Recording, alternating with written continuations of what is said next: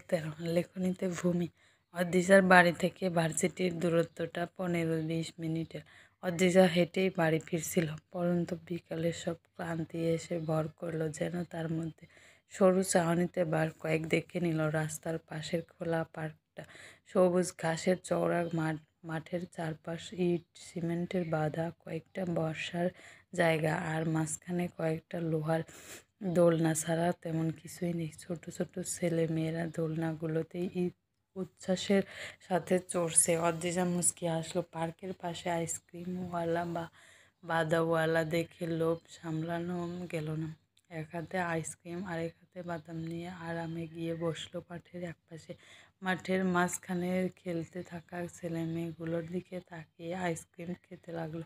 অন্য দিনের তুলনায় আজ ছেলে মেয়ের সংখ্যা একটু বেশি মাঠে। সাথে তাদের মা বাবা নেই, একা একাই খেলছে। অদ্রিজা বুক কুঁচকে এদিক ওদিক তাকালো। ওদের কোনো অভিভাবককে দেখতে পাবে মনে করে, কিন্তু না, দেখতে পেল না। পাশ ফিরে লাল জামা পরা ছোট মেয়েটাকে ডাক দিয়েই মেয়েটা এসে দাঁড়ালো তার সামনে, মুখে এক ঝুলি হাসি। অদ্রিজা খিলখিলিয়ে হাসলো মেয়েটার হাসি দেখে। মৃদু গলায় বলল, তোমার নাম কি পিচ্চি? মেয়েটা হাসলো। ছোট ছটফটে দেহটা সেই হাসিতে উজ্জ্বলিত হয়ে উঠল, যেন অদ্রিজার পাশে বসে পড়েই তার ছোট পা জোড়া দোলাতে দোলাতে বলল, রিয়াসা তোমার। অদ্রিজা মিষ্টি হাসলো, বাদামের ঠোঙ্গাটা মেলে ধরেই মেয়েটার দিকে এগিয়ে দিল, ইশারা করলো খেতে। মেয়েটা মিষ্টি হেসে হাত দিয়ে এগিয়ে নিতেই অদ্রিজা বলল, আমার নাম অদ্রিজা। মেয়েটার চোখ বড় বড় করে চাইল অদ্রিজাকে। সরু চাহনিতে পা থেকে মাথা পর্যন্ত পর্যবেক্ষণ করতে লাগলো মুহূর্তে। মেয়েটার এমন কার্যকলাপের কিছুই বুঝল না অদ্রিজা। ভ্রু নাচিয়ে কি হয়েছে জিজ্ঞেস করতেই মেয়েটা হাসলো, বলল, তোমার নাম অদ্রিজা? আমার ভাইয়ার প্রেমিকার নামও অদ্রিজা। অদ্রিজা মেয়েটা পুরো কথাটা শেষ করতে পারল না। পেছন থেকে গম্ভীর পুরুষালী কণ্ঠটা ভেসে উঠল, রিয়া, কি করছো তুমি এখানে? তোমায় না বলেছিলাম অপরিচিত কারোর থেকে কিছু না খেতে? ছোট মেয়েটা চকচকে চাহনিতে পেছন ফিরে চাইল। অদ্রিজাও অবাক হলো। পরিচিত কণ্ঠস্বরটা শুনতে পেয়ে বিস্ময়ে কপাল কুঁচকে আসলো। দ্রুত পেছন ঘুরতেই কাঙ্ক্ষিত মানুষটাকে দেখতে পেয়েই চকচকে করে উঠল চোখ জোড়া। খুশিতে সাদা ধবধবে লাল গাল গোলাপি আপনি এখানে? অদ্রিজাকে দেখে রক্তিমও অবাক হলো, তবুও নিজের অবাক হওয়াটা প্রকাশ করল না সে। কপালে জমা ঘামগুলো হাতের তালুতে মুছে নিয়ে ব্যস্ত ভঙ্গিতে বলল, আগে বলুন আপনি এখানে। অদ্রিজা চুপ রইল। এই কয়েকদিন রক্তিমকে না দেখার আকাঙ্ক্ষা মিটিয়ে নিতে ব্যস্ত হলো। মুগ্ধ হয়ে অগোছালো রক্তিমের দিকে তাকিয়ে রইল। কালো রঙের টি-শার্ট আর জিন্স পরনে অগোছালো চুল। চোখগুলো যেন কিছু বলে উঠল। অদ্রিজা হা হয়ে তাকিয়ে থাকার মাঝেই পাশের ছোট মেয়েটা গিয়ে জড়িয়ে ধরল রক্তিমকে। তার তুলতুলে ফুলো গালে হাসি ঝুলিয়ে বলল, এই আপুটার নামও অদ্রিজা, তোমার প্রেমিকার নাম?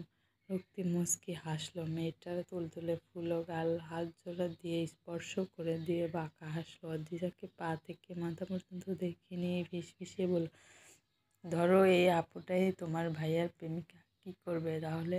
মেয়েটা একবার রক্তিম তো একবার অদ্রিজাকে দেখলো। অনেকক্ষণ ধরে দুইজনের দিকে তাকিয়ে কি ভাবলো কে জানে। তবে অনেকক্ষণ ভাবার পরে হুট করে দাঁত বের করে হাসলো। রক্তিমকে মাথা নিচু করতে ইশারা করেই কোমরে হাত রেখে দাঁড়ালো। রক্তিম মাথা নিচু করতেই ফিসফিসিয়ে বলল, তাহলে পারফেক্ট হবে ভাইয়া। রক্তিম হাসলো। মেয়েটাকে ইশারা করে খেলতে যেতে বলেই পা এগিয়ে অদ্রিজার কাছে এসে দাঁড়ালো। অদ্রিজাকে সেভাবেই তার দিকে তাকিয়ে থাকতে দেখে চোখ টিপে বলল, চোখ দিয়ে গিলে টিপে ফেলবেন নাকি? অদ্রিজা চোখ নামালো। এপাশ ওপাশ তাকিয়ে হাঁসফাঁস করে উঠল। রক্তিম আওয়াজ করে হেসে উঠল। অদ্রিজার সেই দশা দেখে কানের কাছে ফিসফিস করে বলল, চোর ধরা পড়লে যে অবস্থা হয়, আপনার অবস্থা অনেকটা তেমন দেখাচ্ছে। অদ্রিজা কিছু বলল না। এক নজর রক্তিমের দিকে তাকিয়ে বেঞ্চটায় বসে পড়ল আগের মতো। বাদামের খোসা ছাড়াতে ছাড়াতেই সামনের দিকে তাকালো। ততক্ষণ না বোধ হলো নিজের পাশাপাশি কোনো পুরুষের উপস্থিতি। পাশ ফিরে তীক্ষ্ণ চাহনিতে তাকাতেই রক্তিম হাসলো। অদ্রিজার হাতের ঠোঙ্গাটা থেকে বাদাম নিয়ে খোসা ছাড়িয়ে মুখে পুরল সে। মুচকি এসে বলে উঠল, আপনি আমায় ফলো টলো করে এখানে চলে আসেননি তো অদ্রিজা? অদ্রিজা কড়া চাউনিতে তাকালো। চট জলদি স্পষ্ট জবাব দিল, আপনাকে ফলো করব কেন আমি? আজব, আমার বাড়ির রাস্তা এই পথেই, আপনি বোধহয় জানেন না। রক্তিম মৃদু গলায় বলল, জানি। অদ্রিজা কোনো উত্তর দিল না। রক্তিম বাঁকা হেসে চোখ টিপে আবারও বলল, আপনাকে দেখে প্রেম প্রেম ভাব পাচ্ছে অদ্রিজা। আপনাকে আজ বেশ সুন্দরও লাগছে। আপনি আমার সুন্দরী প্রেমিকার মতো বেঞ্চে আমার পাশেই বসে আছেন দেখুন। তাহলে প্রেম প্রেম ভাব পাওয়া কি অপরাধ? অদ্রিজা দাদার রাত চেপেই বলল, শুধু অপরাধ না, বিশাল অপরাধ। আপনার সুইট হার্টকে রেখে এভাবে অন্য একজনকে দেখে আপনার প্রেম প্রেম ভাব পেতে পারে না। কি যে বলেন! সুইট হার্টের প্রেমে আমি সে কবে থেকে ডুবে আছি। আপনার প্রতি প্রাথমিক লেভেলের একটা প্রেম জমাচ্ছে। সুইট হার্টের প্রতি আমার যেমন প্রেম তেমনটা নয় অদ্রিজা।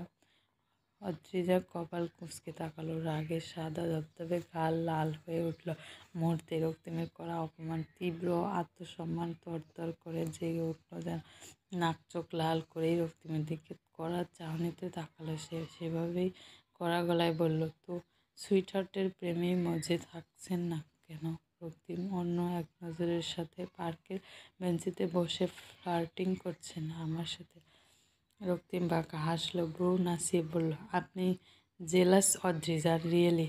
অদ্রিজা নীরব, চাহনিতেই পারল না রক্তিমকে ধ্বংস করে দিতে। চোখের জ্বলন্ত রাগ নিয়ে রক্তিম নামক যুবকটিকে ভম্ব করে দেওয়ার তীব্র ইচ্ছা থাকলেও তা সম্ভব হলো না। রাগে হাঁসফাঁস করতে করতেই বলে উঠল, আপনাকে নিয়ে জেলাস হওয়ার কিছুই নেই, তাই নাকি? অদ্রিজার স্পষ্ট জবাব, ইয়েস। রক্তিম আওয়াজ করে হেসে উঠল। সঙ্গে সঙ্গে দৃশ্যমান হলো রক্তিমের ঝকঝক করা টেরাবেঁকা দাঁত, মুখে অদ্ভুত সৌন্দর্য। সেই হাসির সাথে তাল মিলিয়ে নেশায় ঘোরে ঢেলে দিল অদ্রিজাকে। অদ্রিজা মুগ্ধ চাহনি নিয়ে তাকিয়েই রইল সেই হাসিটার দিকে। রক্তিম সেই মুহূর্তেই বলে উঠল, তাহলে এভাবে ড্যাব ড্যাব করে তাকিয়ে আমার হাসিটা দেখছেন কেন অদ্রিজা? তখনও দেখছিলেন আমায়? তাছাড়া কে জানে, আমাকে এখানে দেখে হয়তো পার্কে এসে বসে পড়লেন আমার সাথে কথা বলার লোভে, অথবা আমাকে দেখার লোভে। হতেই পারে, বলুন। অদ্রিজা বিরক্ত হলো। মুখ চোখ কুঁচকে রক্তিমের দিকে তাকিয়েই বলল, আপনার সাথে দেখা বা কথা হওয়াটা জাস্ট একটা অ্যাক্সিডেন্ট রক্তিম, এছাড়া কিছুই না। আমার শুনুন, আমি আপনার প্রতি ইন্টারেস্টেড নই, এটুকুও ইন্টারেস্টেড নই। সো জেলাস হওয়ার প্রশ্নই আসছে না। রক্তিম মুচকি হাসলো ফিসফিসিয়ে অদ্রিজার কানের কাছে ফিসফিসিয়ে বলল, মিথ্যে বললেন, আপনি ইন্টারেস্টেড, খুব করে ইন্টারেস্টেড আমার প্রতি। অদ্রিজা ক্ষিপ্ত চাহনিতে তাকালো রক্তিমের দিকে। বসা থেকে উঠে দাঁড়িয়েই বলে উঠল, no, I am not interested Raktim, bye. Adrija পা বাড়াতেই নিচ্ছিল, পেছন থেকে বাম হাতটা ঝাপটে শক্ত করে চেপে ধরল রক্তিম। শান্ত শীতল কণ্ঠে বলল, স্বীকার তো করছেনই না, উল্টো চলে যাচ্ছেন? অদ্রিজা তাচ্ছিল্য নিয়ে হাসল, বলল, তাতে কি? আপনার সুইট হার্ট প্রেমিকার কি অভাব আছে রক্তিম? আপনি একটা কল দিলেই যে কোনো একজন চলে আসবে আপনাকে টাইম দিতে। রক্তিম হাসল। অদ্রিজার হাতটা একটান মেরে বসিয়ে দিল নিজের পাশে। চারপাশে এক নজর তাকিয়ে নিয়েই লম্বা শ্বাস ফেলল। কড়া কণ্ঠে বলে উঠল, পারফেক্ট ওয়াইফ হয়ে যাচ্ছেন আপনি অদ্রিজা। আমি আপনাকে ওয়াইফ হিসেবে মানতে পারবো না। এমন বিহেভিয়ার আমার সাথে করবেন না। আমি আপনার পার্মানেন্ট হাজব্যান্ড নই অদ্রিজা। অদ্রিজা হতবিহ্বল চাহনিতে তাকিয়ে রইল রক্তিমের দিকে। এতক্ষণ হেসে হেসে কথা বলা লোকটার হঠাৎ কঠিন রূপ দেখে থমকে গেল সে। শুকনো ঢোক গিলে বলল, মানে? রক্তিম আগের মতোই কঠিন কণ্ঠে শুধালো, মানেটা আপনি জানেন। জেনেও বুঝতে না চাইলে আমার কিছু করার নেই, কিছুই করার নেই।